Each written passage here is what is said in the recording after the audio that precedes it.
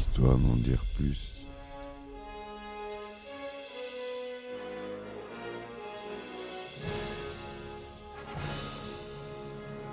Eh ben attendez, on est en France. Allez, cul sec. Hop.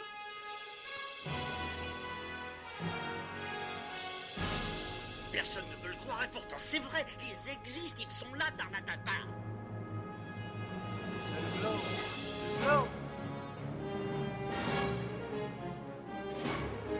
Il faut qu'on pète.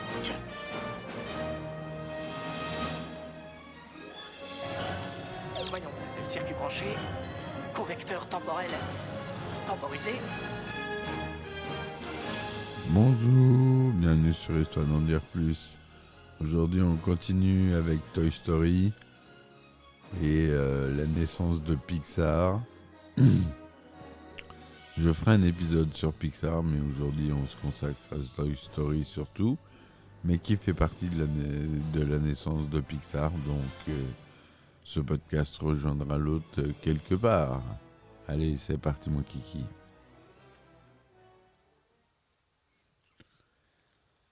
Alors, on en était à la conception du film. Donc, le concept de base du film est d'imaginer l'empilement des jouets d'une chambre d'enfant prendre vie. Selon Lasseter, cette chambre est un microcosme urbain, un melting pot passion mêlée. En suivant ce concept, la principale tâche de l'équipe de production a été de retrouver l'essence physique et conceptuelle de chaque jouet. Sa matière, ses textures, ses limitations techniques en fonction de ses contraintes, et d'imaginer un caractère, une personnalité. Toutefois, c'est d'abord l'équipe du scénario qui a dû chercher une histoire forte et inoubliable. Un premier scénario arrive rapidement à l'été 91, mais Katzenberg le rejette, car les personnages voulaient la même chose pour les mêmes raisons. Au départ, le premier jouet devait être Tiny, héros de Teen Toy, mais ce musicien mécanique, dans son uniforme rouge, était muet et trop vieillot pour devenir le personnage principal. Une version intermédiaire, selon Stanton, était conçue comme la nouvelle de Rip Van Winkle. Un jouet se réveille sur le bord d'une route et part à la recherche de ses propriétaires. C'était l'idée retenue pour l'émission Teen Toy Christmas. Il propose alors à Lasseter de faire un buddy movie et de s'inspirer de films comme 48 heures en 82 et La chaîne en 58, des films centrés sur deux personnages qui, malgré leur opposition, doivent coopérer, gagnant un respect mutuel. Selon John Lasseter, c'est un genre que personne n'avait réellement exploré dans le domaine de l'animation. Nous avons vu un grand potentiel pour réaliser un film avec des personnages forts. L'idée de base d'un buddy movie, c'est de mettre en scène deux personnages au caractère résolument opposés et de les placer dans une situation qui les oblige à collaborer et à se remettre en cause. Cela permet de traduire à l'image toutes les étapes de leur évolution et cela offre de grandes possibilités en termes d'interprétation. Ça, c'est John Lasseter qui dit ça. Une nouvelle version du scénario, écrite par Lasseter, Stanton et Docter, est présentée en septembre 91 avec Tiny et une marionnette de ventriloque du genre Charlie McCarthy et ayant appartenu au père d'Andy.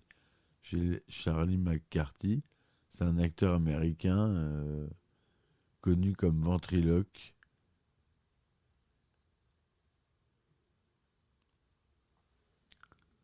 Voilà.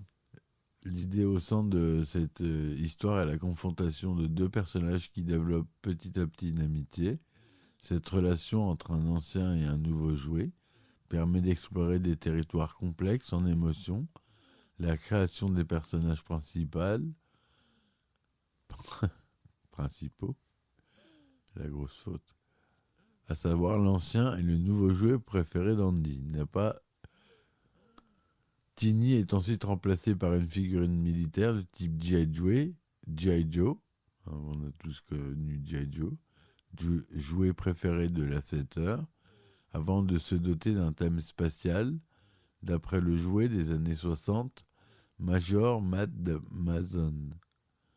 De plus, la société Hasbro a refusé l'usage de G.I. Joe, mais a autorisé celui de Monsieur Patate. Selon le magazine You, le refus était motivé par la mauvaise image donnée par un personnage G.I. Joe attaché à un pétard M80, même renommé Combat Carl. Tiny est alors rebaptisé Lunar Larry, puis Tempus From Morph. Les personnages devant s'opposer mais partager des traits communs. Afin d'avoir un meilleur scénario autour de l'astronaute, l'ancien jouet est alors devenu un cow-boy. Les deux genres cherchant à conquérir une frontière. Il est baptisé Woody d'après l'acteur afro-américain Woody Strode, mais reste une marionnette de ventriloque. Les deux personnages Woody et Tempus sont présentés en juin 1992 à Disney dans un test de 30 secondes, mais comme Disney souhaite que le film vise à la fois un public jeune et un public adulte, la compagnie demande à revoir les personnalités de Woody et Tempus, que des références pour adultes soient ajoutées. Un des problèmes de Woody est que les marionnettes de ventriloque ont récemment été associées au film d'horreur. Lasseter se base alors sur une poupée de Casper le gentil fantôme, munie d'une ficelle pour la voix, pour transformer Woody, réduisant en plus sa taille, très proche de celle de Tempus, et permettant un meilleur antagonisme. Woody a conservé une trace de poupée dans Ventriloque avec sa corde parlante. Le reste de la personnalité de Woody a été développé sur l'acteur choisi pour lui prêter sa voix, qui est Tim Allen. L'ajout de ce personnage spatial, brièvement nommé Buzz the Spaceman, modifie le scénario. Finalement, le personnage spatial est appelé Buzz Lightyear, Buzz l'éclair, en référence à l'astronaute Buzz Aldrin. Dans les premiers scénarios, le lieu de détente de la famille est une combinaison entre une pizzeria et un golf miniature, avec des scènes comiques autour des éléments du golf. Joss Whedon vient aider à l'écriture du scénario durant quelques mois, avant qu'il soit connu comme le créateur de la série Buffy contre les vampires, débutée en 1997. Whedon avait proposé de faire Barbie, un personnage qui sauverait Woody et Buzz à la fin du film, dans une tenue commando à l'image de Sarah Connor dans Terminator 2, Le Jugement Dernier, élément qu'il avait déjà imaginé en 1992 pour le film Buffy la tueuse de vampires. L'idée fut abandonnée après le refus de Mattel, propriétaire de la licence Barbie. Le producteur Ralph Guggenheim a déclaré que Mattel n'avait pas accepté l'utilisation de Barbie dans le film, car Mattel pense que les filles qui jouent avec des poupées Barbie projettent leur personnalité sur la poupée. Si vous donnez à la poupée une voix et que vous l'animez, vous lui donnez une personnalité qui ne correspond pas à l'idéal de chaque petite fille. Les poupées Barbie apparaîtront cependant dans les suites du film Toy Story 2 et Toy Story 3. Et oui, finalement, ils ont craqué. Ils croyaient pas en fait au film. Et dès le 2, le 3 et le 4, ils apparaissent dans le 4 aussi, il y a Barbie, qui joue d'ailleurs des rôles à chaque fois assez importants. Disney a officiellement donné son feu vert pour le film le 19 janvier 1993, date à laquelle le casting des voix a pu commencer. Lasseter a toujours voulu que Tom Hanks soit la voix originale de Woody, affirmant que Hanks a les capacités de prendre des sentiments et de les rendre émouvants, même si le personnage comme celui de Une équipe hors du commun en 92 est pauvre et méprisable. De rapides séances de tests utilisant la voix de Hanks dans Turner et Hooch en 89 ont convaincu ce dernier de signer pour le film.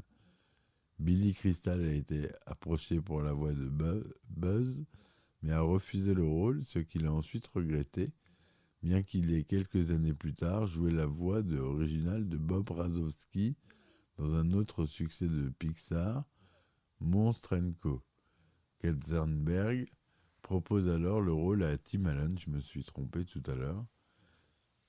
Woody, c'est pas Tim Allen, c'est Tom Hanks. C'est Buzz l'éclair qui est joué par Tim Allen. Déjà apparu dans la série télévisée Papa Bricole, et celui-ci accepte, après une session de test faite à Détroit. Toy Story est le premier film et le premier rôle dans un film d'animation à la fois pour Hanks et pour Allen. Ben oui, on était tôt, parce que Hanks, après, il a fait le Pôle Express. C'est pas sa seule incursion dans l'animation. Entre le début de la production et 1994, l'équipe de 24 personnes a grossi pour atteindre 110 personnes. En comparaison, le Roi Lion, sorti en 1994, avait un budget de 45 millions de dollars et une équipe de 800 personnes. David Price détaille ainsi l'équipe. 27 animateurs, 22 directeurs techniques, 61 artistes et ingénieurs, et de nombreux autres artistes étaient en réalité employés par une société commune à Disney et Pixar, nommée High-Tech Toons. Durant la production, l'équipe de Pixar a fait le choix de ne pas reproduire la réalité en cherchant à en faire une réplique exacte, mais de créer un monde hyper réel. Lasseter dit à propos du défi que représentait l'animation par l'ordinateur: chaque feuille et chaque brin d'herbe ont dû être créés. Ce principe est compréhensible avec l'exemple des soldats en plastique. Bien qu'ils ne bougent ni comme de vrais soldats ni comme des jouets en plastique qu'un enfant manipule, ils agissent comme des soldats en plastique vivants. Lui et son équipe avaient pour souci majeur de rendre les jouets authentiques et vivants. La qualité du jeu des personnages de Toy Story parvient à vous faire croire que les jouets sont vivants. Après avoir vu le film, vous ne regarderez plus jamais vos jouets ou ceux de vos enfants comme avant. Finalement, Toy Story n'est peut-être pas une histoire imaginaire. Ralph Guggenheim, producteur du film. L'organisation de l'équipe était comme une chaîne de montage similaire à celle en vigueur chez Disney. Le département artistique conçoit les personnages, les décors et tous les objets. La création du film a commencé grâce à des storyboards animés qui aidaient les 27 animateurs travaillant sur le film à concevoir les personnages. L'animation par ordinateur de chaque personnage est passée par une première étape où chaque personnage a soit été créé en pâte à modeler, soit été modélisé sur un schéma dessiné à l'ordinateur. Le service de la conception graphique, dirigé par Ralph Eggleston et comprenant Bol Polly, Billy Cohn, Tia Crater et Robin Cooper, ont eu la charge du niveau de détail des scènes, de la lumière d'ambiance générale au plus petit détail des accessoires. Des détails à peine visibles comme les rayures sur les plinthes ou un réveil déréglé et clignotant dans la chambre d'Andy ont été ajoutés pour donner l'impression d'un monde réel.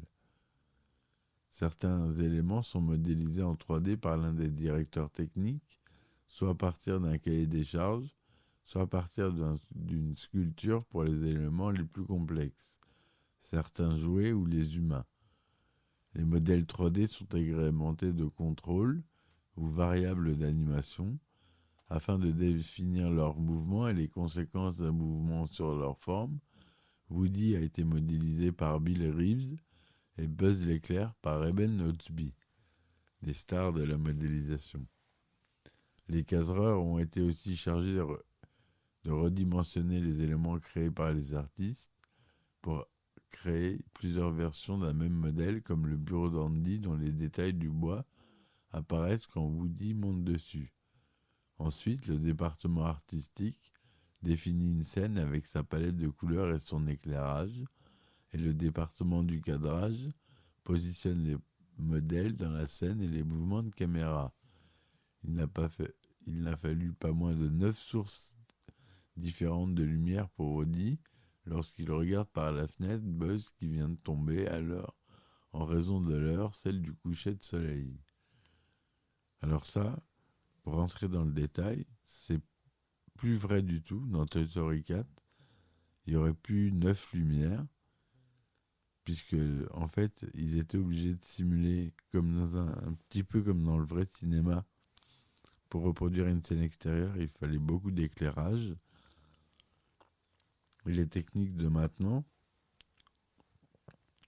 comme dans The Mandalorian, il n'y a plus besoin d'éclairage, c'est éclairé directement. Et ben là, c'est pareil, c'était éclairé directement par le décor et ce qu'on appelle la radiosité ou le path tracing, des techniques de rendu 3D qui permettent à la lumière de rebondir et d'avoir un rendu hyper réaliste qu'on n'avait pas dans Toy Story 1. Si vous regardez Toy Story 1 et Toy Story 4, vous allez voir l'énorme différence. Si vous regardez les petits détails, il y en a énormément plus sur Toy Story 4 que sur Toy Story 1. Et c'est normal parce qu'il y a quasiment 20 ans d'écart, ou peut-être 30 ans, je ne sais plus quelle année il est sorti. Le 4 est sorti en 2019. Enfin bref, ça fait beaucoup. Et donc c'était important pour eux d'avoir ce souci du détail qui a été amélioré avec le temps. Je continue. À plusieurs reprises, le film use de miroirs, de reflets et autres surfaces réfléchissantes, casque de Buzz, rétroviseur, etc. Ce rendu a été obtenu grâce à la création d'un environnement mappé dans un cube. Les images et éléments de la scène sont projetés sur les faces intérieures d'un cube qui entoure les personnages. Le miroir ne fait alors que réfléchir une des faces du cube sans être obligé de recréer les éléments. La scène finale, une course-poursuite pour rejoindre la famille d'Andy, a nécessité la création d'un décor très important. Pour simplifier leurs tâches, l'équipe a créé un jeu de modèles réutilisables constitué de 14 maisons et 15 terrains, paramétrables en couleurs, implantations et décors de jardin, pour un total de 125 déclinaisons. La scène de rue à la fin, ou dans la poursuite avec le camion de déménagement. Je vous rappelle pour ceux qui ont écouté la première partie. Donc on arrive vraiment là dans l'image de synthèse. Le département d'animation 3D applique alors les principes de base de l'animation pour donner vie au personnage. Une fois que les animateurs avaient le modèle d'un personnage, les articulations et les mouvements ont été codés, donc les bones, permettant à chaque personnage de se déplacer de diverses manières, de parler, marcher ou sauter. Chaque articulation ou bones avait le code qui lui est associé et nommé AVAR, animation variable. Une fois le personnage et ses avars créés, AVAR ou on dit morph maintenant, pour ceux qui connaissent bien la 3D. Des morph targets. Les animateurs ont souvent la charge de chercher à briser le personnage, pousser les avars à l'extrême pour détecter les éventuels bugs. Chez Pixar, à l'inverse des habitudes de Disney, un animateur gère une scène en entier et non un personnage durant tout le film. Toutefois, il y a quelques exceptions. Pour la scène dans la station-service, Woody a été animé par Mark Offendal et Buzz par Guillaume Leroy. L'animateur définit des points clés de l'animation, la machine générant les étapes intermédiaires. C'est loin d'être aussi simple que ça, mais ça résume à peu près. Je ferai des épisodes sur la 3D pure. De tous les personnages, Woody a été le plus complexe puisqu'il a nécessité la création de 723 mouvements possibles, dont 212 pour le visage et 58 pour la bouche. Lasseter a fait le choix de ne pas générer de mouvements de lèvres pour synchroniser les voix des acteurs avec les personnages. Les animateurs ont passé une semaine par trame de 8 secondes à repasser en détail sur la bouche des personnages et sur leurs expressions. Après cela, les animateurs ont compilé les scènes et développé un nouveau storyboard avec les personnages animés par ordinateur. Les animateurs ont ensuite ajouté les ombres, les éclairages, les effets visuels et enfin, grâce à plus de 300 processeurs informatiques, pour l'époque c'était beaucoup, pour maintenant ça fait rien du tout. Il faut voir les render farms qu'ils ont chez Pixar. C'est des dizaines de milliers de processeurs. On donnait à un film son apparence finale. L'équipe responsable des textures, dirigée par Tom Porter, a utilisé l'outil de texturage de RenderMan. RenderMan, le meilleur rendu et le plus utilisé.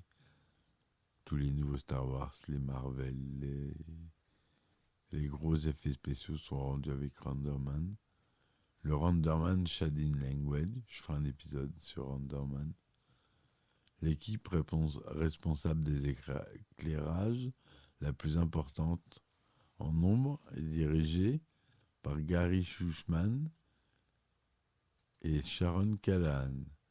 Elle a eu à disposition de nombreuses possibilités techniques allant des éclairages standards, vie courante, professionnels, cinéma, mais aussi des lumières sans ombre, d'autres n'éclairant qu'un seul objet ou encore des projecteurs d'ombre.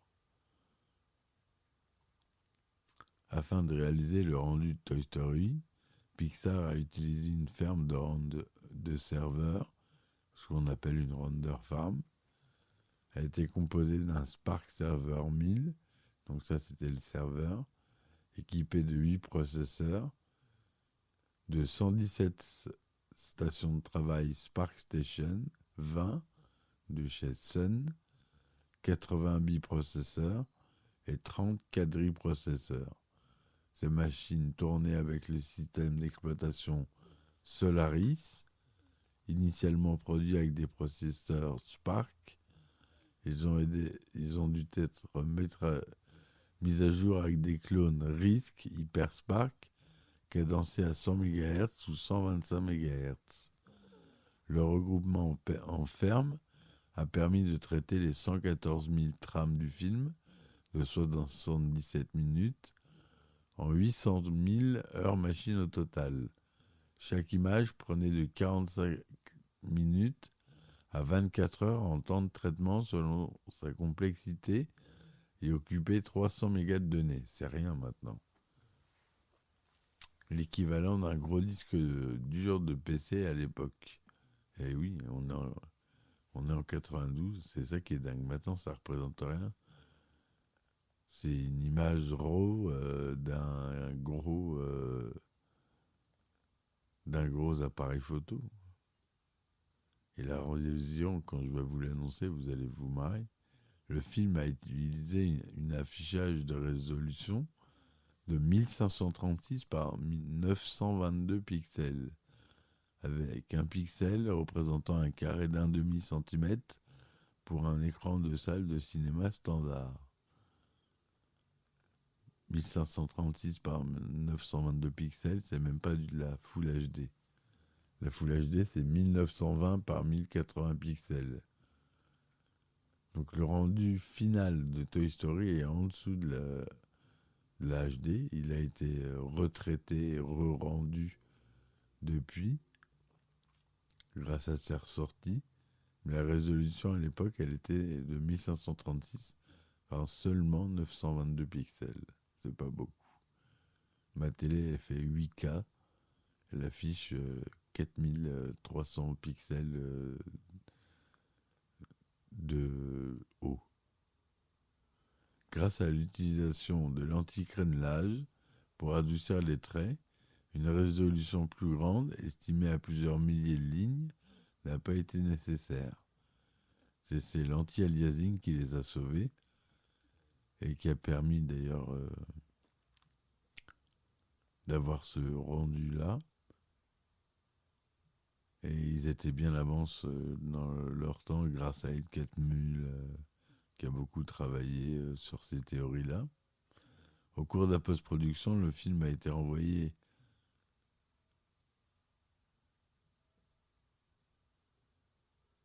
à Skywalker Sound, excusez-moi, où les effets sonores ont été mélangés avec le thème musical. Une séance de test en public a été réalisée à San Rafael en 1993.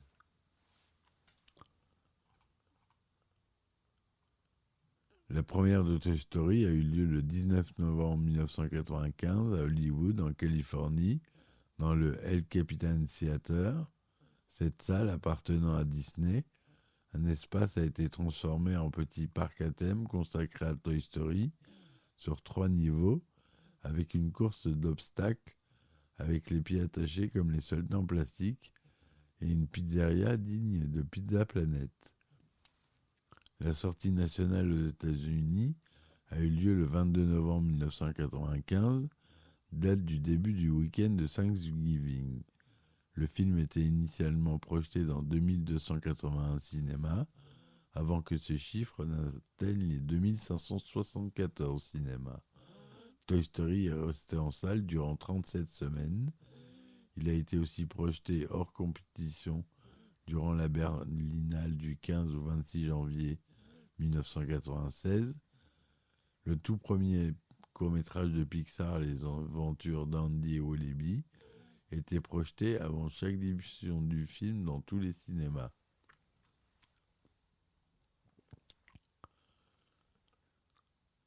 Il y a eu des sorties pour chaque pays du monde, donc on va dire les États-Unis, 22 novembre 1995, sortie nationale. France, 27 mars 1996. Israël, Kazakhstan et Russie, ils ont une version 3D qui est ressortie en France aussi, le 1er octobre 2009. Et l'Inde l'a eu qu'en 15 janvier 2010, en 3D aussi. Donc ils l'ont découvert assez tard.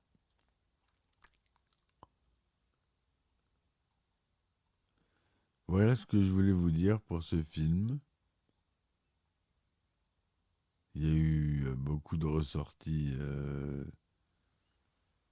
coffrets DVD, coffrets Blu-ray, il y en a une dizaine.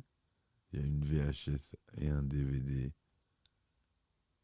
seuls qui sont sortis évidemment, mais il y a eu évidemment des éditions collector, Pixar 4, Pixar 14 DVD,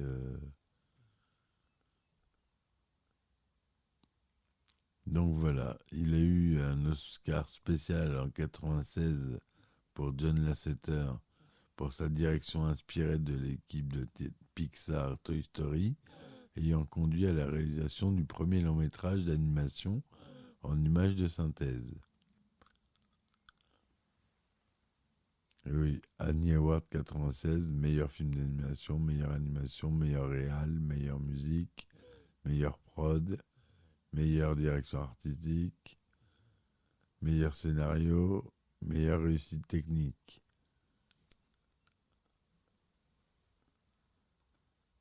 Voilà, je pourrais encore en parler pendant des heures. Le prochain épisode sera sûrement sur Pixar. J'espère que celui-là vous aura plu jusqu'au bout.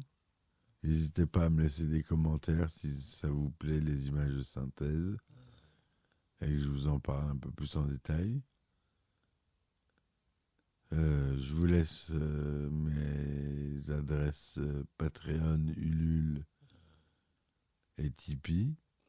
Ou plus simplement, vous allez sur le site et dans le moteur de recherche, vous tapez Histoire d'en dire plus. C'est pas plus compliqué que ça. Et vous retrouvez mes 240 épisodes maintenant. Un peu plus même. Je sais plus exactement. Voilà, je vous remercie de m'avoir écouté jusque-là. Je vous dis bonne soirée. À très vite. Et ciao ciao. Histoire d'en dire plus.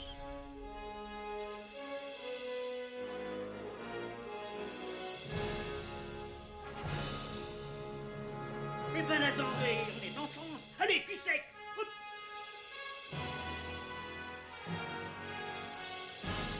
Personne ne veut le croire et pourtant c'est vrai, ils existent, ils sont là, Tarnatata.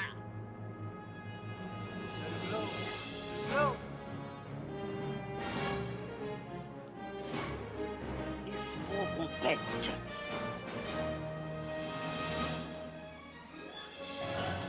Voyons, circuit branché, convecteur temporel temporisé,